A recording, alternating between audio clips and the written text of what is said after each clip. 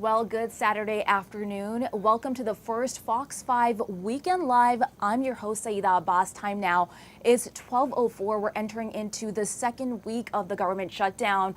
Many federal workers waking up this week to not having a paycheck in their bank accounts, left in limbo once again as the White House announces that more layoffs are on the way. But first, we would like to talk about an explosion in Tennessee at a plant that makes explosives for the military and others, and we want to get right to that right now.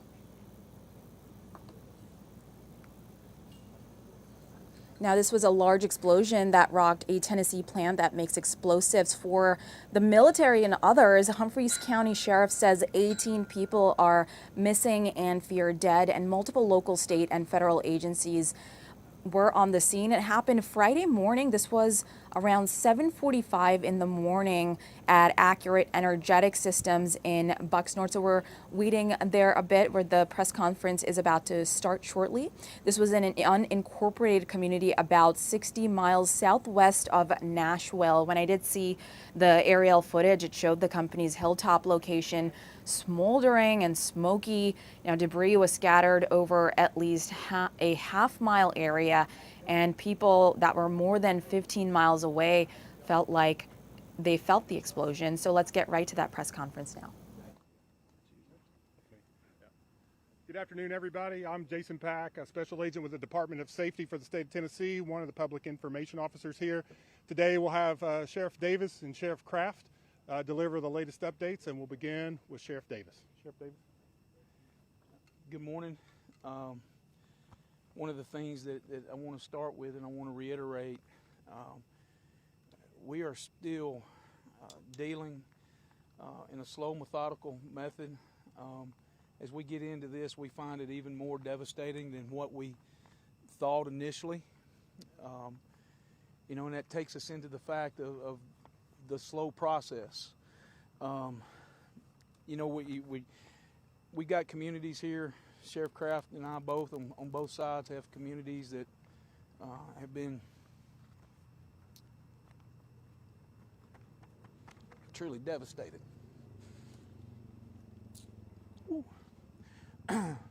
It's a tremendous loss, a great loss. The reason I get emotional for that is anytime before I speak to y'all, we always speak to the families. As to be expected, they're very upset. There's a gauntlet of emotions there that's with those folks. And as always, we always like to, ask for prayers and thoughts for those families. But as we move forward, we've had changes to this scene even this morning. And what I mean by that is we're finding some of the scene is naturally, because of where we're at, has more ordnance that's on it. We're finding things that's more volatile as time has went, or as the explosion has damaged or influenced those ordnance in some way, form, or fashion. Part of the process yesterday that was so slow, we always want to be very transparent with you, but we've gone to extremes as working with the FBI and being able to do things with the phones and identify what phones went off at the time of explosion, trying to figure out everything inside the scene. I can tell you that we've had more than probably 300 people that's done very delicate, very methodical things inside the scene. And at this time, we have recovered no survivors. Again,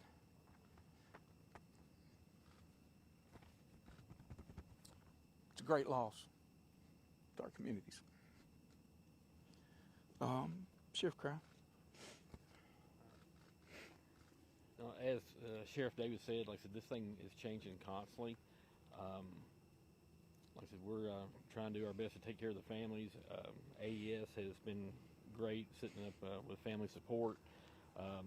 FBI, ATF is also here, TBI, about any, I can't even think of all the departments right here. I'm scared to name them all. It's just been overwhelming with all the help that's come in to assist with this tragedy that we're dealing with. Like I said, it's changing minute by minute. Like I said, we found out this morning some changes in the safety protocol and what we're having to deal with, and it's like we were already going slow, and now we're slowing things down even more, just for safety for everybody. And that's exactly one of the questions that we had, or knowing coming into this conference. You see the ambulances here, you see the helicopter here, and that's here for the protection of these guys. That's here for their safety. I mean, it's when we have the situation and we feel that it's that volatile, we want to take care of that and naturally get in front of anything. And matter of fact, it might not be a bad idea for a guy from ATF if. Yeah.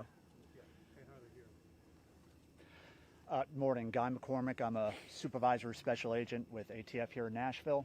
You need me to come over a little more? Okay, sorry about that. Appreciate the sheriffs and all the support they've given us. What we're doing out here today is we have a number of our certified explosive specialists, our bomb techs, with support from not only the troopers, who have been fantastic, but a number of other law enforcement agencies, and like the sheriff said, too many to name, and I'd be doing them a disservice if I try to name them all, up there helping us right now.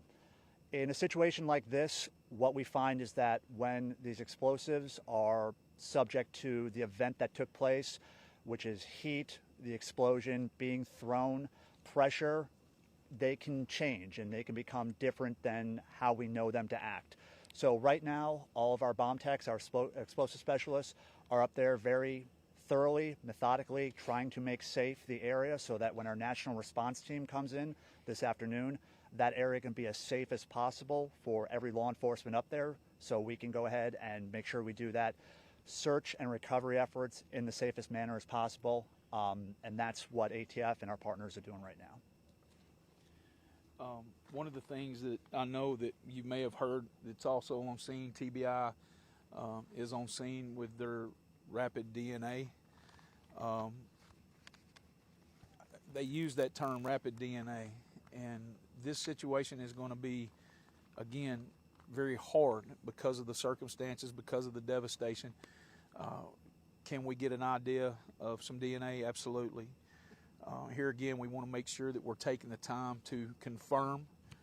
Anytime we do anything like that, we always want to make the confirmation for our families, for everybody that's involved and that's concerned. Patience. We're asking for patience. The community's outpour of support, unimaginable. We have people, Sheriff and I have had people and other sheriffs from across the state to reach out to us. We're very appreciative of that. Jace? Okay, at this time we'll take some questions. Nicole? Earlier you said you've not recovered any survivors. Does that mean you presume that all 18 people missing are dead?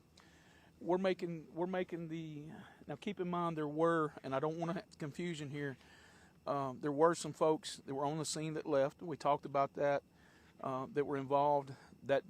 Those are not including that. At this time, again, and I want to reiterate the comment that I made, I can tell you that more than 300 people have been through almost every square inch of this facility, and at this time we've recovered no survivors. Sheriff, are you still holding out any hope for survivors? Ma'am, I never want to give up hope. Hope's always in my heart, but I don't want to give false hope either. Right, you said you're checking DNA, right? Well, again, we are doing the DNA, but we're going to have to slow walk that because of the scene, the way that the scene is, and as devastating as it is for any type of true confirmation. Sheriff, does that mean you're no longer in the search? Any bodies found?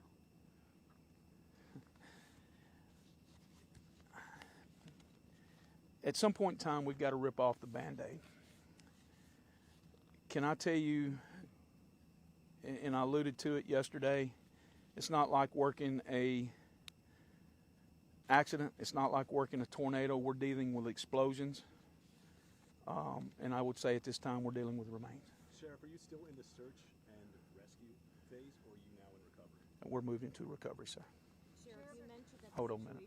Hold on a minute. She had one. Thank you, sir.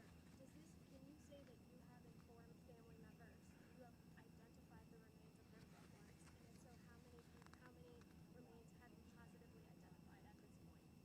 As of currently, we're in the process of the identification of the remains. So can you say how many you've successfully done at this point? I can tell you by other means that we can tell you who was in the building at the time of the explosion. And then you can say whether they're alive, but that, I'm sorry, sir, I'm just trying to, what can we tell people? There's 18 people missing as of last night. What can we say now? I think the expectation of anyone that was inside that building and anybody that we can probably make the assumption, and I'm not even going to use the word assumption, I think that we can utilize, well, I have to use that word, forgive me, we can assume that they are deceased at this time. And you said that you saw things that were more volatile. What exactly do you mean by that? Well, there's we're dealing with the type of facility that we're talking about, and I'll come back to you in just a moment. The type of facility, the ordinance, the type of facility that this is, the things that they deal with, how they make it. It's more explosive devices, and when we have explosive devices of that we don't know their gas makeup that's changed, the compound makeup has changed. I'm not a chemist. I don't want to get into even try to get over into all of that. But when these professional folks tell me that we have a very volatile scene and that we're going to have to be extremely slow and methodical, and that's what we're going to do. So, yes, ma'am. Hold on, sir. Sheriff, you said the situation is developing, so is it public safe? Can we anticipate more detonations possibly? We can possibly, we are going to possibly have some of those that we're going to have to dispose of in some way, form, or fashion. We have got it set up and arranged to where we're going to have a notice that's going to come out to you guys, as well as trying to put it out to the community if that does take place or when that takes place, and we will try to answer that. Sheriff, have you ruled out foul play? Again, we're in an investigative type situation, and can I say we're going to rule out foul play? We can't answer that. That might be days or weeks or months before we can do that. And it's like I've said every time before, we have one shot at this, and we're going to take our time to make sure that we do the very best for our people and those victims involved. Hang on just a second. Somebody here. Yes, sir. Question for ATF. With your preliminary assessment, is there any cause that you have identified so far? So I really can't answer that question right now. Like I said, our national response team, who are really the worldwide experts in all this, who are coming from all over the country, will be here this afternoon. They will begin their long, thorough investigation to determine the cause and origin of this explosion. That type of information will probably get out to you guys in the next days and weeks to come as they do their investigation and develop that. All right, thank you, everybody. She had One more last one. question. Do you feel like there's any risk to anyone outside this facility at this point? I do not. Thanks, everybody. We'll update you as to when the next press conference is. We will try to make the ATF folks available, the experts, so if you have those technical questions, we'll be able to get those for you. The Humphreys County Emergency Management Agency Facebook page is the official page of notification, so if you're not following that, I would encourage you to do that. Otherwise, we'll be back when we have some more things to share, okay? Thanks, everybody.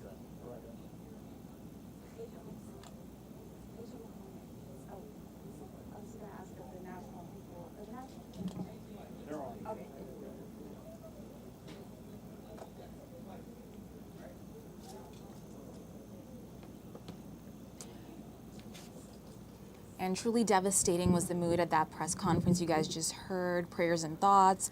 They are no longer in rescue mode. They're in recovery mode at this time, and they're saying communities have poured a lot of support out, but then we also saw officials mention that when it comes to hope, they don't want to give anybody false hope either. We want to now shift gears here and talk about the government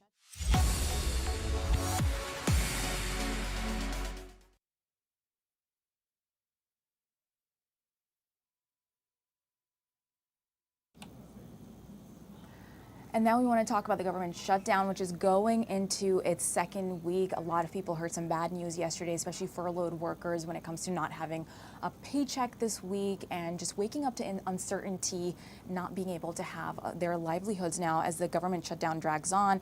Many furloughed workers are left without their 2-week paycheck, causing more stress and more strain as well. And about 750,000 federal employees have been furloughed since the shutdown began a week ago. Friday it marked yesterday the first day that furloughed workers went without a 2-week paycheck, and lawmakers have until Monday, October 15th to process military payments, or service members may not get paid as well. And again, lots of stress in the community, and with no end in sight, many are starting to grow worried about how they are going to make ends meet. And we spoke about this. Many furloughed workers in the DMV are living paycheck to paycheck, not going to be receiving a paycheck. And even this is in limbo after an OMB memo earlier this week claimed that back pay for federal workers is not guaranteed despite a 2019 law.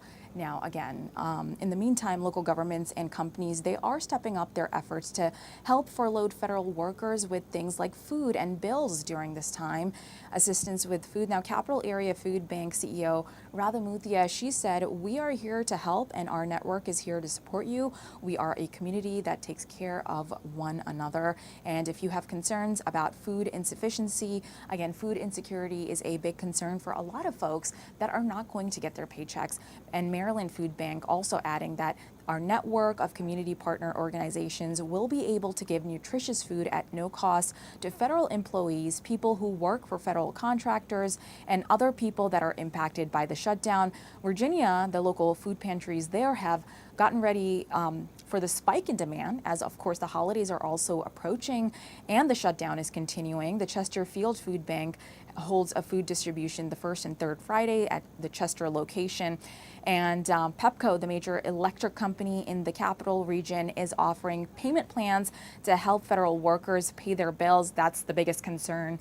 We're offering flexible payment, they say, payment arrangements. So that basically means that a customer can sign up for this and it stretches that bill out into payment arrangements for up to a year or so. And if you would like to be a helping hand, Pepco has made it easier through the gift of energy, which will allow anyone to make a payment toward a friend or family member's energy bill if they're having trouble making that payment themselves. And if you're an essential federal employee working during a federal government shutdown without pay, you may be eligible for a one-time no-interest loan through Maryland's Federal Shutdown Loan Program. The Federal Shutdown Loan Program offers a zero-interest $700 loan to applicants who are residents of the state of Maryland and are current federal employees and are designated as accepted employees who must work through the shutdown without pay. The loan is to be repaid, though, within 45 days after the shutdown ends, and the online application portal is open now. Prince George's County Council is set to take up the Federal Worker Emergency Assistance Act on Tuesday. The legislation would offer priority hiring in county government for laid-off federal workers, incentives for local businesses to hire them, and expanded food assistance for affected families. Now, officials are reminding federal workers of state laws feds from eviction or foreclosure during the shutdown. Federal employees and contractors cannot be evicted or foreclosed on during a federal government shutdown. That is under state law, and the city is offering short-term relief opportunities and resources connecting impacted residents and businesses to available resources. And now again, if you are impacted, we have those resources listed on our website as well. Again, we're going into the second week of the government shutdown, and lots of federal workers, again, left in limbo through all of this. And we want to thank you for joining us this Saturday afternoon for the first Fox 5 Weekend Live. Thank you so much and have a great day.